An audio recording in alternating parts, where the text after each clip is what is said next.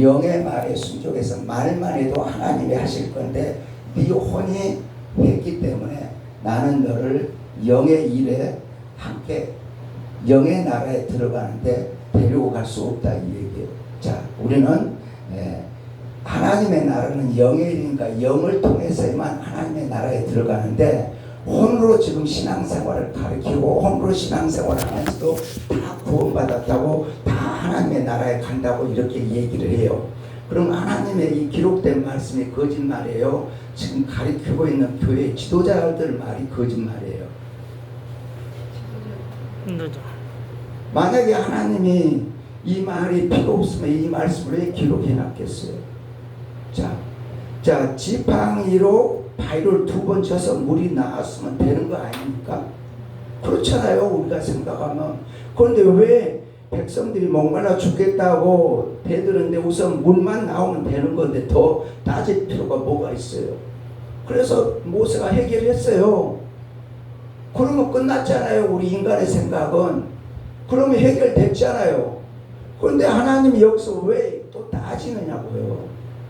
그 따진 이유가 뭐예요? 하나님은 영으로서 영의 말씀을 했으면 그 영의 말씀에 순종해야 되는 건데 지금 혼으로 했잖아요. 그러니까 영의 말씀으로 순종해서 영의 말씀을 이루어야 되는데 혼으로 하니까 하나님과 일치가 안 되니까 내가 너를 데리고 갈 수가 없다 이 얘기예요. 그런데 우리는 이 영의 일을 혼으로 지금 해결하라 하고 하면 할 수 있다 해보자면서 혼을 각성시켜서 혼을 키우면서 구원 다 받았다고 다 구원 받았다고 이렇게 얘기하고 있잖아요. 그럼 이게 성경적이에요? 비성경적이에요? 비성경적이죠. 그러나 하나님의 생각과 사람의 생각은 다릅니다. 영의 일, 하나님의 말씀으로 되는 일을 모세가 순종하지 않고 혼 즉 자기의 성격으로 했잖아요. 그래서 불순종이라는 얘기예요. 그래서 구원에 데리고 갈 수 없다는 거예요, 하나님은.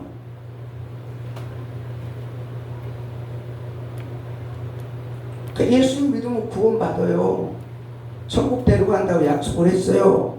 그러나 신랑을 볼 수 없는 구원이에요. 그 구원은 속이는 구원이라고요. 그러면 구약 속에서 하나님께서 왜 모든 일들을 이렇게 까다롭게 할까요? 왜 이렇게 까다롭게 해요? 그렇잖아요. 몰라 왔으면 됐지, 넘어가면 됐지, 왜 이렇게 까다롭게 합니까? 그리고 지도자는 모세와 아론에게 너희들 내가 그 땅 안 데리고 가 이렇게까지 합니까? 지금 모세가 얼마나 순종하다고 하나님이 칭찬하셔가지고 왜 이렇게 하시는 거예요? 먼저 믿는 자에게 주는 교훈이에요. 교훈. 다음은 믿지 않는 자들에게도 주시는 교훈이에요. 영의 세계는 오직 하나님의 말씀대로 이루어진다는 것과 신약 시대에 오직 구원의 길이 하나님께서 말씀하신 예수님 뿐이라는 것을 강조하시는 거예요. 자, 구약 시대에 와서 너도 구원받고 나도 구원받고 일로 가도 구원받고 절로 가도 구원받고 지금 그렇게 얘기하고 있잖아요. 이렇게 까다롭게 하는 이유는 신약 시대에 예수님이 왔을 때 예수님 외에는 길과 진리가 아닌데 대충 넘어가면은 하나님의 말씀 앞에서 대충 넘어가면 신학시대 와서도 대충 넘어갈 텐데 그러면 안 되니까 하나님은 확실한 길을 지금 제시해 주기 위해서 이스라엘 백성의 그 지도자 모세까지도 너는 그런 식으로 하면 구원받지 못해 혼으로는. 그러면서 신약시대에 와서 예수님이 길이야 진리야 생명이야 예수님으로 아냐 하고는 누구든지 하나님께 나올 수 없어 이것을 지금 보여주시고 계시는 거예요. 그렇지만 사람의 생각으로는 아니 이렇게 해서 물이 나도 저렇게 해서 물이 나도 물만 나오면 이 지금 그 백성이 목말라 죽게 생겼는데 짐승들이 목말라 죽게 생겼는데 됐잖아요. 넘어가면 됐잖아요. 이렇게 인간들은 얘기하는데 하나님은 그게 아니라는 얘기예요. 뭘 신약시대까지 하나님의 진리의 말씀이 아닌 다른 것으로는 절대 안 된다는 것을 지금 가르치기 위해서 말씀하시는 거라고요. 그런데 구약시대 이스라엘 백성도 지네들 생각대로 대충 신앙생활을 해서 결국은 광야에서 다 죽었고 신약시대 와서도 지금도 똑같이 광야시대 이스라엘 백성들처럼 지도자들이 그렇게 성도들을 끌고 가고 있다 이 얘기예요.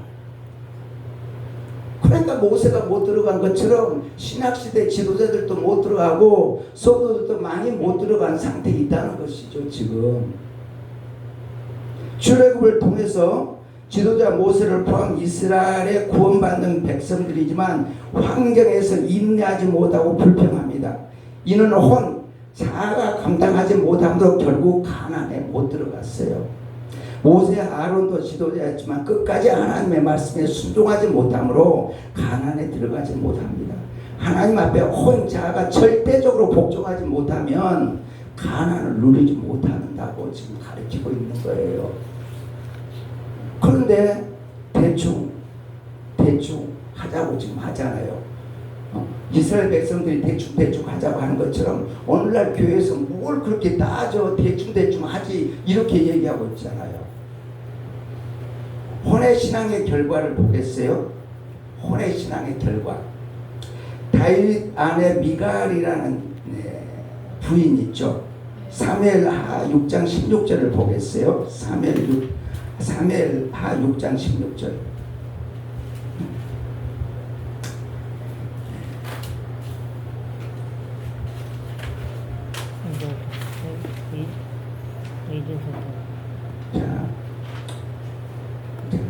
여호와 괴가 다윗성으로 들어올 때 사울의 딸 미갈이 창으로 내다보다가 다윗 왕이 여호와 앞에서 뛰놀며 춤추는 것을 보고 심중에 그를 없이 여기니라.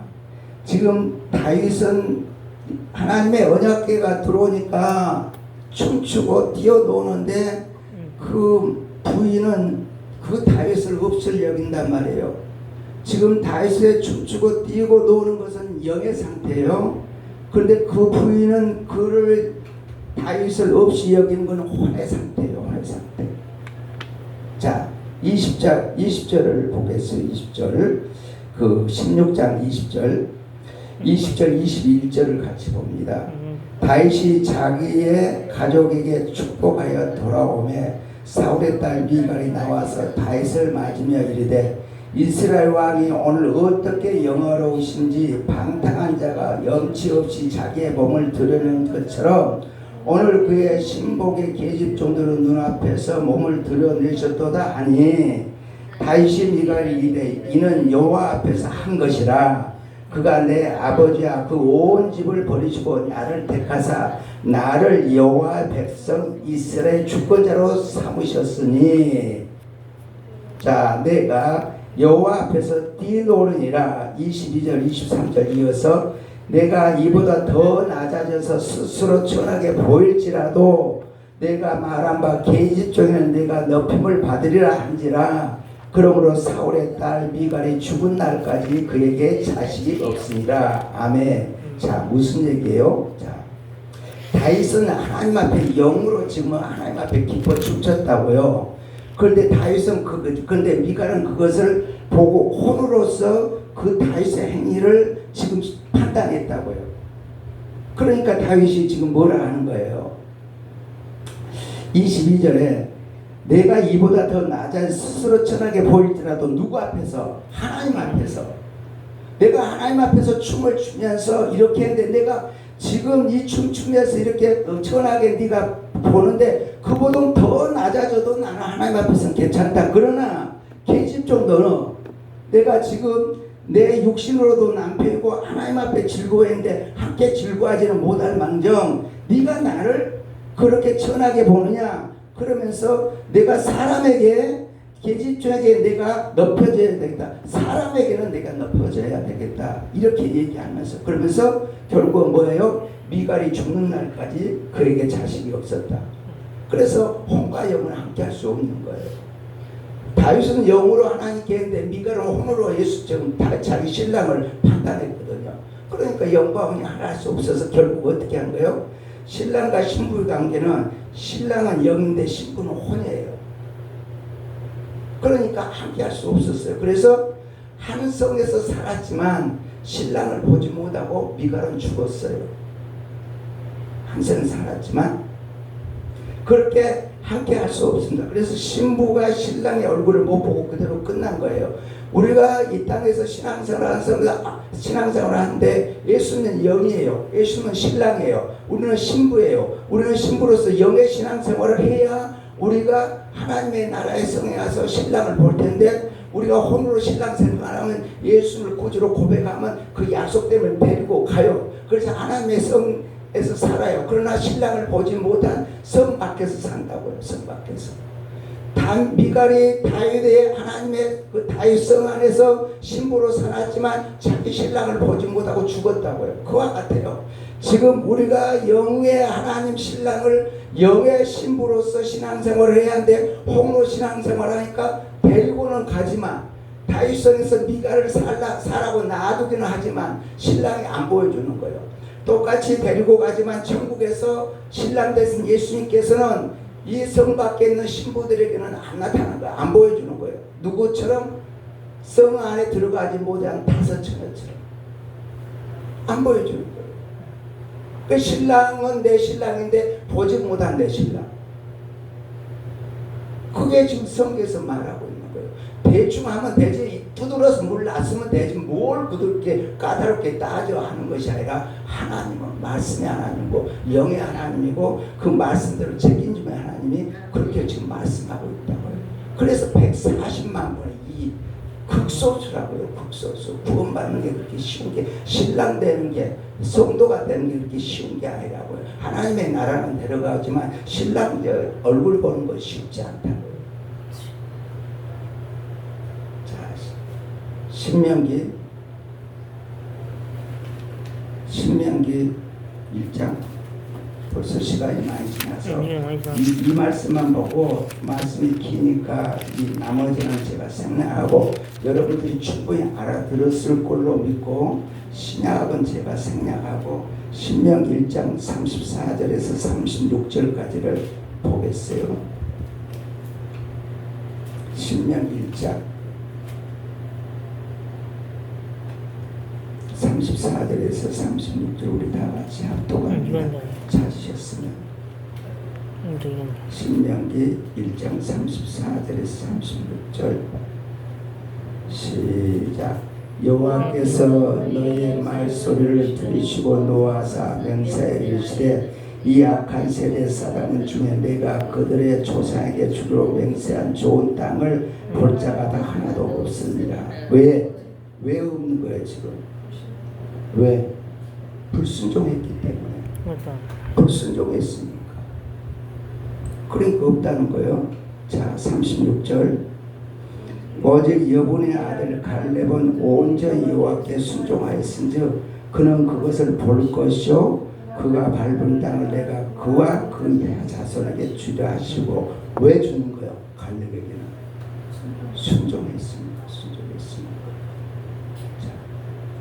내 마음대로, 내 혼의 마음대로, 감정대로 신앙생활을 하면서 왜 하나님 내 기도 안 들어주세요? 그건 이스라엘 광야 백성이에요. 그럼 순종을 하세요. 그러면 하나님은 이렇게 지금 말씀해요. 약속해 주세요. 약속해 주세요. 자, 그래서 더 긴 말씀을 생략하고 여기까지도 여러분들이 충분히 지금 제가 전하는 말씀을 이해했으리라 믿어요. 그래서 불완전한 혼자의 신앙은 뭐한다? 신랑을 볼 수 없다. 불완전한 혼자의 신앙은 신랑을 볼 수 없다. 온전히 순종한 신앙, 영으로만, 영의 신앙만 주님을 볼 수 있다. 이것이 성경에서 말한 구원론이에요. 제 말이 아니에요. 제가 여기서 제 말하는 거 있나요? 다 하나님 말씀만 전했지. 그렇기 때문에 여러분들이 여기서 이렇게 신학을 공부하는데 다른 것보다도 더 중요한 걸 어떻게 하든지 하나님의 말씀에 내가 순종하는 훈련, 그것이 돼야 참된 지도자가 되는 거예요. 나는 순종하지 않으면서 말로만 앞에서 선포하면 그건 거짓 선지자죠. 그리고 그 보인도 그 말씀을 듣는 자들도 함께 주님을 보지 못하는 그런 구원받은 사람이 되는 것이죠. 우리가 그래서 어찌하든지 혼의 신앙은 자아의 신앙은 신부가 안 된다는 것, 성도가 될 수 없다는 것. 오직 영의 신앙, 하나님의 말씀에 순종하는 신앙만 그것이 신부의 신앙이요 성도의 신앙이 영의 신앙생활이라는 것을 오늘 말씀을 통해서 함께 은혜 나누는 시간을 가졌습니다. 기도드리겠습니다.